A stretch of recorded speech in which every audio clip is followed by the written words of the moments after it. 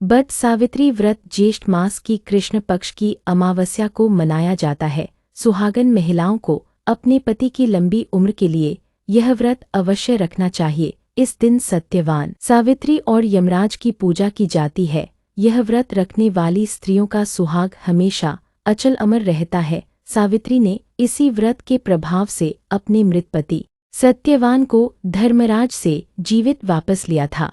इस दिन बट वृक्ष के नीचे मिट्टी के बने सावित्री और सत्यवान तथा भैंसे पर सवार यमराज की प्रतिमा स्थापित कर उनकी पूजा करनी चाहिए तथा वट वृक्ष की जड़ में पानी देना चाहिए। मौली, रोली, कच्चा सूत, भिगोया हुआ चना, फूल तथा धूप दीप होनी चाहिए। जल से वट वृक्ष को सींचना चाहिए और तने के चारों ओर कच्चा धागा लपेटकर उसकी 3 बार परिक्रमा करनी चाहिए। इसके पश्चात सत्यवान सावित्री की कथा सुननी चाहिए। इसके पश्चात भीगे हुए चनों का बायना निकालकर उस पर यथाशक्ति रुपए रखकर अपनी सास को देना चाहिए। प्राचीन काल में अश्वपति नाम के राजा थे। वे माधवी नामक पत्नी के साथ भक्ति और धर्म में रत रहते थे। उनके कोई संतान नहीं थी। संतान की प्राप्ति हेतु उन्होंने तप किया, जिससे प्रसन्न होकर देवी सावित्री ने उन्हें एक सुंदर कन्या का वरदान दिया, जिसे उन्होंने देवी के नाम पर सावित्री ही नाम दिया। जब सावित्री बड़ी हुई तो उसने घुमसेन के पुत्र सत्यवान की कीर्ति सुनकर उन्हें पति रूप में वरण कर लिया है। नारद की यह बात सुनते ही राजा अश्वपति का चेहरा उदास हो गया। उन्होंने अपनी पुत्री को समझाया कि अल्पायु व्यक्ति के साथ विवाह करना उचित नहीं है, इसलिए कोई अन्य वर चुन लो। इस पर सावित्री ने कहा, पिताजी, आर्य कन्या अपना पति एक बार ही वरण करती है। आप चाहे जो भी हो, मैं सत्यवान को वर स्वरूप में स्वीकार कर चुकी हूँ। सावित्री ने नारद जी से सत्यवान की मृत्यु का समय मालूम कर लिया था। अब उन दोनों का विवाह हो गया। वह ससुराल पहुँचते ही सास ससुर की सेवा में दिन रात लगी रहती। समय बदला, ससुर का बल और ख्याति धीरे धीरे खत्म होती गई। यह देख शत्रु ने राज्य छीन लिया। नारद जी का वचन सावित्री को दिन प्रतिदिन अधीर करता रहा था। उसने पति की मृत्यु का दिन नजदीक आने से 3 दिन पूर्व से उपवास शुरू कर दिया। नारद द्वारा कथित निश्चित तिथि पर पितरों का पूजन किया। रोज की तरह उस दिन भी सत्यवान अपने समय पर लकड़ी काटने के लिए जंगल को चला, तो सावित्री भी सास ससुर की आज्ञा लेकर साथ चलने को तैयार हो गई।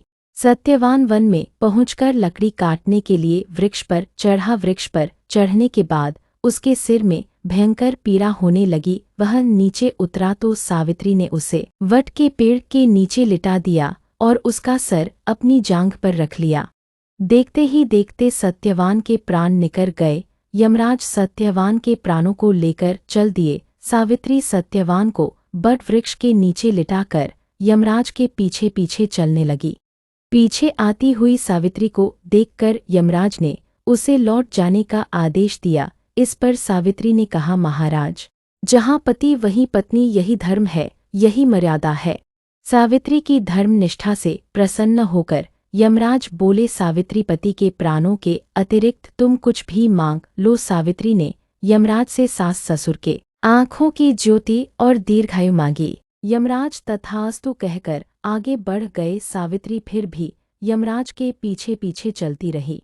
यमराज ने अपने पीछे आती सावित्री से वापस लौट जाने को कहा तो सावित्री बोली, पति के बिना नारी के जीवन की कोई सार्थकता नहीं है। यमराज ने सावित्री के पतिधर्म से खुश होकर पुनः वरदान मांगने के लिए कहा। इस बार उसने अपने ससुर का राज्य वापस दिलाने की प्रार्थना की। यमराज फिर तथास्तु कहकर आगे चल दिए। सावित्री फिर भी यमराज के पीछे चलती रही। यमराज सावित्री से खुश होकर एक बार फिर सावित्री से वरदान मांगने को कहा तो इस बार सावित्री ने यमराज से 100 पुत्रों का वरदान मांगा। यमराज फिर से तथास्तु कहकर आगे बढ़े तो सावित्री बोली, आपने मुझे 100 पुत्रों का वरदान तो दिया है, पर पति के बिना मैं किस तरह 100 पुत्रों की माता बनूंगी। अपना यह तीसरा वरदान पूरा कीजिए। सावित्री की धर्मनिष्ठा, ज्ञान, विवेक तथा पतिव्रत धर्म को देखकर अति प्रसन्न हुए और यमराज समझ गए कि सावित्री के पति को साथ ले जाना अब संभव नहीं। इसलिए उन्होंने सावित्री को अखंड सौभाग्य का आशीर्वाद दिया और सत्यवान के प्राण छोड़कर वहां से अंतर्धान हो गए। सावित्री सत्यवान के प्राण को लेकर बट वृक्ष के नीचे पहुंची जहां सत्यवान का मृत शरीर रखा था। सावित्री ने बट वृक्ष की परिक्रमा करनी शुरू की तो सत्यवान जीवित हो उठा। इसीलिए इस दिन महिलाएं अपने परिवार और जीवन साथी की लंबी उम्र की कामना करते हुए वट वृक्ष को भोग अर्पण करती हैं। उस पर कच्चा सूत लपेटकर पूजा करती हैं। इसके बाद प्रसन्न होकर सावित्री अपने सास ससुर के पास पहुंची तो उन्हें नेत्र ज्योति प्राप्त हो गई थी। फिर उनका खोया हुआ राज्य भी वापस मिल गया। तभी से वट वृक्ष की पूजा की जाती है। हे वट देवता, जैसे आपने सावित्री के सुहाग की रक्षा की वैसे ही सबके सुहाग की रक्षा करना।